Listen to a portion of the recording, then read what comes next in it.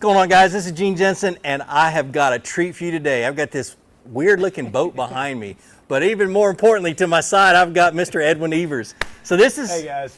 This is something I've never done before, so stay tuned. I'm going to sit down and ask him a bunch of questions, and we're going to get some really cool answers, so stay tuned.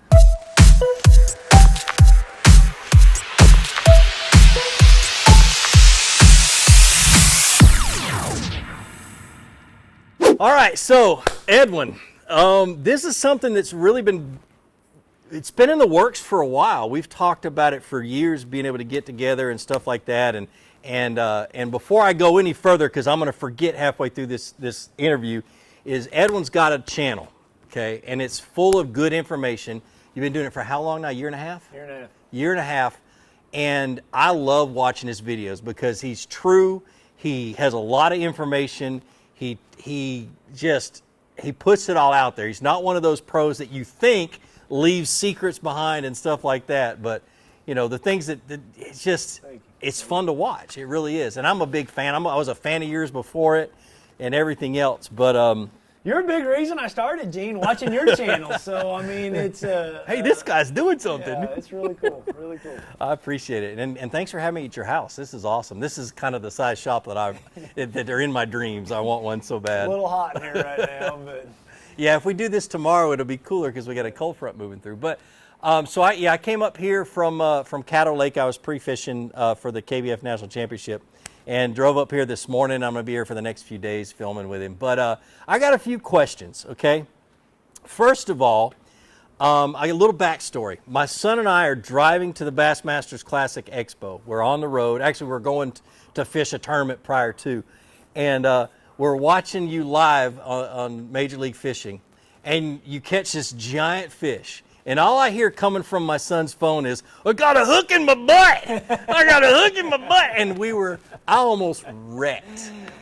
Tell me about that whole, because you were cranking and that whole situation, and then we'll go on to some serious questions. You know, in Major League Fishing, we have that lines out. We have the period break, 15 minutes. They kind of run cameras around. Well, you have to have the fish in the boat over the gunnel by that amount of time. And I made one more cast with that big crankbait, and I'm reeling it in, and it ended up being like an 8-pound, 7-ounce bass. And I get it in less than a minute. And in all the chaos, I'm trying to grab it. I sat on a hook, and it was hooked in my shorts. And, you're just caught up in the minute. It was awesome. It was, I don't know, it wasn't that awesome. It was awesome. For me, it wasn't that awesome. Jordan saved it on his phone, and we played it back like 5 times, and we were just laughing the whole time. So that's what I love about Edwin, is you get excited about a lot of things in your videos. You still love fishing. I love fishing. And that's what's crazy.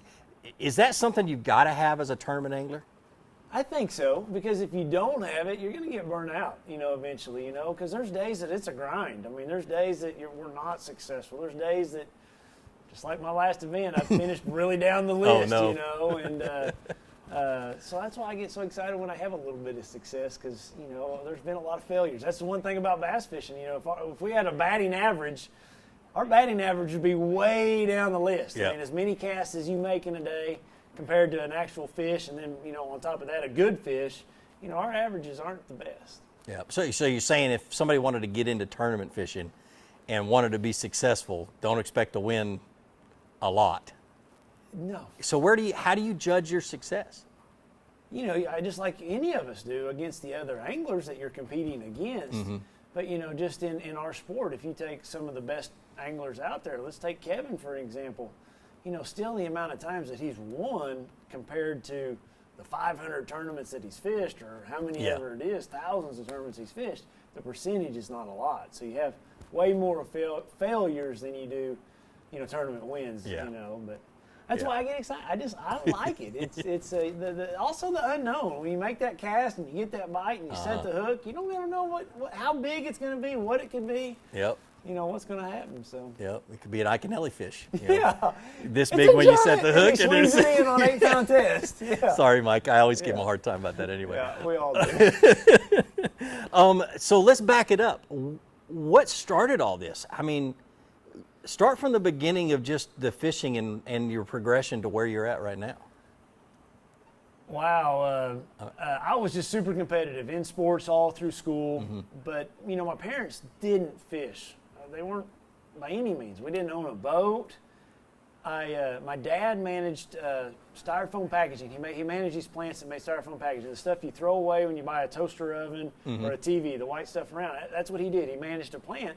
Well, a gentleman by the name of Gary Powell from Kittiquay, Texas, little bitty town out by Turkey, Texas, out in the Panhandle, came to him and wanted him to build a styrofoam boat out of polyethylene. This is way before kayaks. The sun didn't deteriorate. It was still weighed 20 pounds. The water wagon was the original. I'm getting way off base, but it was called the Fishing Pal. He introduced me into bass fishing. Okay. So I'm propelling these around with my swim fin just like it's a glorified inner tube. Right. Sat up out of the water, and I was ate up with it. I got to enter a tournament with him, you know. I won the tournament, you know, on Lake Worth down in Was that your first tournament you won? Yeah. Holy cow. Like, and he, you know, looking back, Gary let me go down this slough first. You know, we found, I say we loosely, I'm in 7th grade, so he found these fish, and he let me go down that slough first, and they were eating a buzzbait, and, you know, and it was, again, with bass boats and everything. It was a Denton Center Bass Club out of Denton, Texas. And, you know, I had a little 2-horse on the back of my boat and swim fins and pull up with all the Rangers and Nitros and all the other Lumacrafts, whatever may be out there, you know, all the other boats. And, yeah, I won. And I just was ate up with it as a kid. I'd fish any farm pond, any ditch, anything I could. That's you know, awesome. In between everything else going on. So my first tournaments were in a 8-foot John boat with a 8-horse, or a 14-foot John boat with an 8-horse tiller. And I was fishing against guys with wrap boats. I mean, and these were like Wednesday night tournaments, but all the local sticks were fishing these tournaments, and I loved it. I was ate up with it. So that's awesome. I didn't know you won your first tournament at what age? 7th grade. 7th grade. Yeah. Oh my gosh. Okay, and then step up. When did you decide it was something you wanted to do professionally? Right then. I told Dad all along. You know, he always tells everybody that he taught me to read by subscribing to fishing magazines. You know, back then it was with Bassmaster and Field and Stream and Outdoor Life and all those. And I would be flipping through those at a very early age. And you know, I remember George Cochran winning a classic. I remember Dion Hibden winning one. And I was ate up with it. I'd read everything. You didn't have the internet back then. Yep. And at a very, very early age, I told Dad I was going to be a professional fisherman. And my hat's off to my dad, because my dad didn't know anything about bass fishing. You know, he paired me up with Gary from that boat that taught me a lot. He, you know, the magazines, and took me to tackle shows and those kinds of things. So he saw the love I had with it. He nourished it. And so he was your support. Yeah, he was. That's freaking awesome. Big time. That is awesome. Yeah, I've seen that so much, where the parent, like a single mom hauling a kid around in the back of the van. You know, I got a kid that fishes our little tournament or kayak tournaments for teenagers, and he's got his little kayak, a Bass Pro Shop kayak, thrown in the back of Mama's van, and she hauls him to the tournaments. My mom actually took me fishing the first 2 times. I just stopped the other day on the way home from St. Clair, and I was visiting my uncle, and it's an old slough off the Mississippi River that I caught a bullhead. I mean, like, well, it was probably that big. And then the next trip my mom took me on, I caught a crappie off that bridge. So my first 2 fishing trips was on a slough on the Mississippi River. And she, you know, so it doesn't have to be your dad. It can be your mom, to your point. Yep. That can take your kid fishing, and who knows, they may be like me and you sitting here making our living at it. Yeah. Talking to YouTube, you know. That's so awesome. Yeah. That's so awesome. So tell me about your YouTube channel, though. You know, Gene, I called you 3-4 years ago and asked you about maybe starting one. You told me how much work it was and all the stuff you took. Kind of set me back a little bit. Yeah, so I didn't mean to do that. Well, you were being honest. Yeah, I was. Now I see, you know. So a year and a half ago, I'd had a few people come up and tell me to get it started. And then met Chris, and Chris wanted to get one started. And so here I am, you know. It's something that at first I thought, yeah, it's going to be a lot of work. But I'm having fun. Yeah. Like, that's what I love about it. I'm fishing more than I ever have to make content on different lakes all across the country, meeting really neat people, getting to sit with you, and I'm loving every minute of it. I mean, it's as much fun as I've had my whole career getting to make these videos and help people become better fishermen. I kind of took a page out of your book. I try to make very instructional videos. I try to, you know, I'm not not doing silly, goofy stuff, doing a backflip off my boat or whatever it may be, you know, flying a kite. No or break dancing. Remote controlled lure, you know, I'm not into that stuff. I'm just out there doing what I love to do. Yeah. Hopefully showing somebody how to catch a fish, whatever conditions we're presented with that day. That's so awesome. That's so, I mean, I remember the phone call. I remember a bunch, I mean, and I remember the face of the guy that got my number for you, and I can't remember who it was. But anyway, so yeah, he called me, and I didn't mean to discourage him, but I was honest. It's a lot of work. But like you said, when you get into it, it's a blast. Yeah. It's an absolute blast. So now what I want you to do, my question is, what are your goals with your YouTube channel? What do you want to? What's your one goal? That one thing that keeps you doing it? I just want to keep it going. I don't ever want to get. I don't ever want to wake up and feel like I'm working. I want to continue just to always enjoy it. And as long as I'm doing that, I'm happy with it. Yep. You know, and I'd love to, you know, just do all kinds of fishing. I'd love to get in. I'd love to go do saltwater trips and I just love fishing. And I wouldn't be the one instructing, but I feel like I have the contacts of people to teach me how to do it that we could teach somebody viewing, you know. Yeah. Yeah. Well, we're going to eat swordfish tonight and tuna that you caught. That I caught, but not because of my expertise. It was the guy that I was with, a good friend of mine. Oh, that's great. All right, so I kind of want to stay on the YouTube topic for just a minute. So far, you've been doing it a year and a half, so I imagine you've got a few videos. What's the one that sticks out more than all the rest of them? What one, if you had one that you wanted somebody to go watch, what would it be? It would have to be, there's a lot of them that I'm really proud of, but I'm super proud of a summertime cranking video that me and Chris did, I want to say it was last July, and we just had a few hours in the day, and I'm like, man, Chris, we're not going to get to the lake till 4:30, it's going to get dark at 8, you know, I think we're leaving the house. I mean, we just had a very small window, but I'm traveling, Chris was traveling. We get over there and we flat wreck them. I mean, wreck them, two at a time, big ones. I mean, it was a fun day. Like, just a fun day to, when I idled over them, I told Chris, I was like, there's a bunch right there. The Lowrance lit up, and it was cool. I'm going to link to that one down in the description, by the way, so make it easy for you guys to find. I remember I was out testing baits for 13. We had some new crankbaits that were coming out, and I was testing to check depths and actions and stuff like that.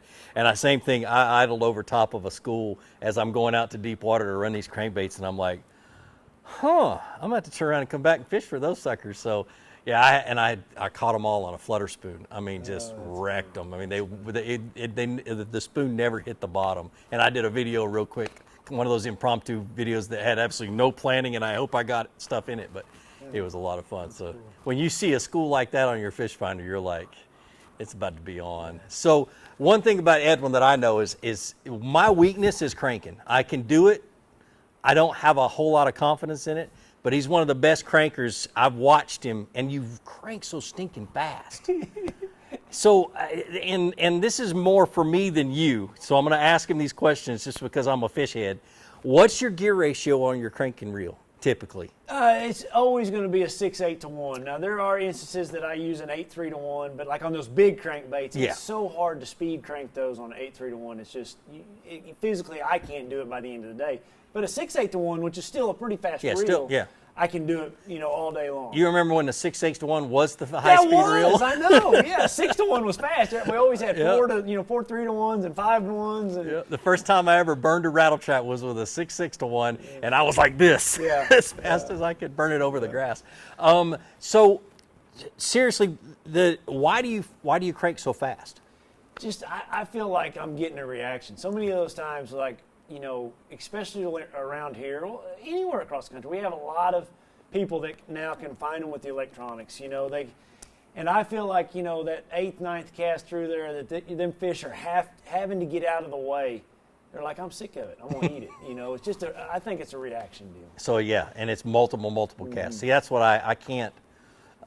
For me, I can flip to the same piece of cover 100 times, but you ask me to crank to the same thing, same spot, it's hard for me to do, and I just need to do more of it. That's awesome. The one thing I can tell you about his videos and the instructional stuff is they're always on point. They're always, you know, it's obvious you want people to get what you're saying, not just listen to it, but get it and get out on the water. Do you have have you had any stories? I know I love my stories, the stories I get from viewers and stuff like that, to where you hear, you know, it hits you in the gut and you're like, wow, I'm really doing something cool. I'm blown away by it. You know, like I said, I'm enjoying it. I'm having lots of fun. So I feel like I'm getting a lot of benefit from doing this YouTube stuff.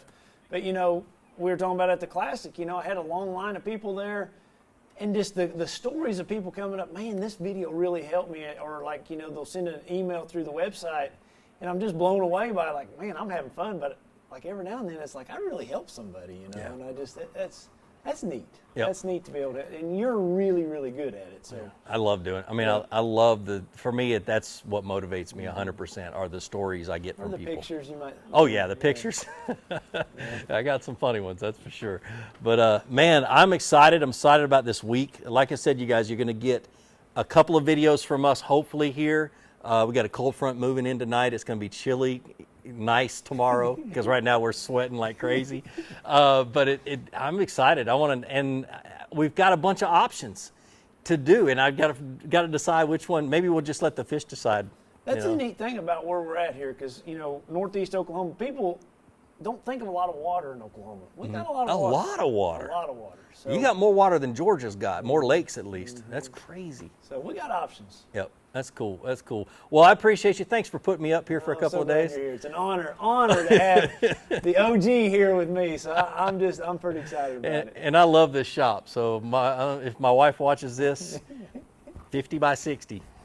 This one right here, I'm telling you. And I can put the truck and all the boats and kayaks in it, you know. But anyway, thanks, man. Thanks for having me. Guys, be sure to check out his channel. I'll leave all the links down in the description. For you guys that are new to YouTube, it's that little arrow you click on that says more. It's down there. And look forward to keep an eye out for the next videos that are coming out between me and him. I'm just excited to be here. Like I always say, be sure to introduce somebody to fishing. Introduce them to my channel. Let me help you teach them how to fish. More importantly, get out on the water. Go out, catch some fish, and have a great day. We'll see you.